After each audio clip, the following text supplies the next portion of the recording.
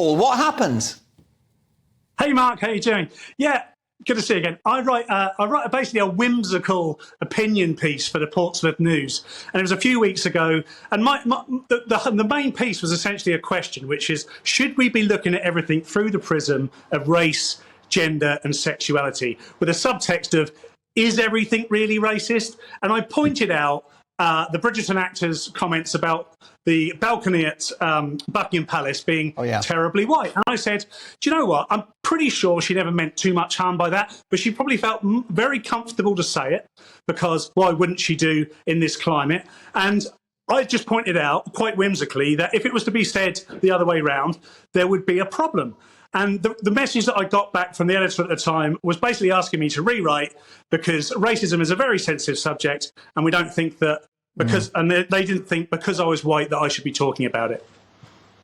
Indeed, and of course that, is a pretty painful experience for you. You've had a good relationship with the paper, and I think that the editor is a decent person, but they sound like they've bowed to the woke mob.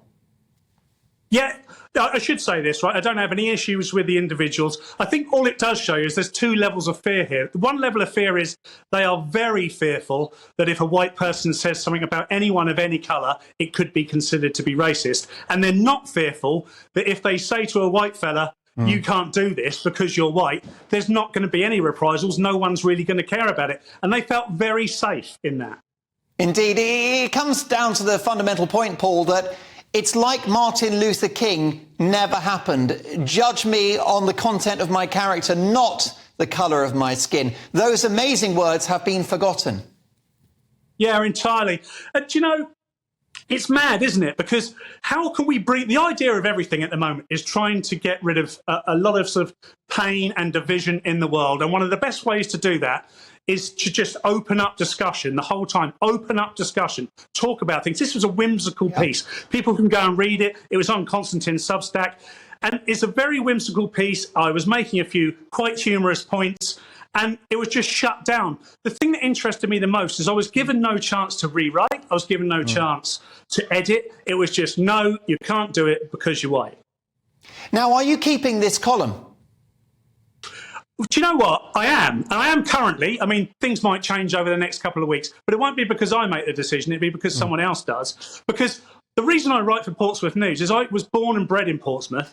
I delivered that paper when I was 13, 14 years old. And when the opportunity came last year to write an opinion column for them, I grabbed it with both hands. And I love writing for the people of Portsmouth. That doesn't change. I don't believe in cancel culture, Mark, so I'm not going to cancel them from me writing for them. And I don't want them to cancel me either. They're in a difficult position now. I don't think they can.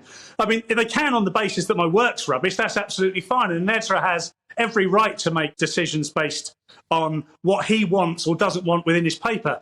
But my point is, the colour of my skin is irrelevant. And that should be the national conversation. Paul, I know you're about to go on stage. Your audience awaits. And let me tell you that you are absolutely one of my favourite fixtures on Headliners.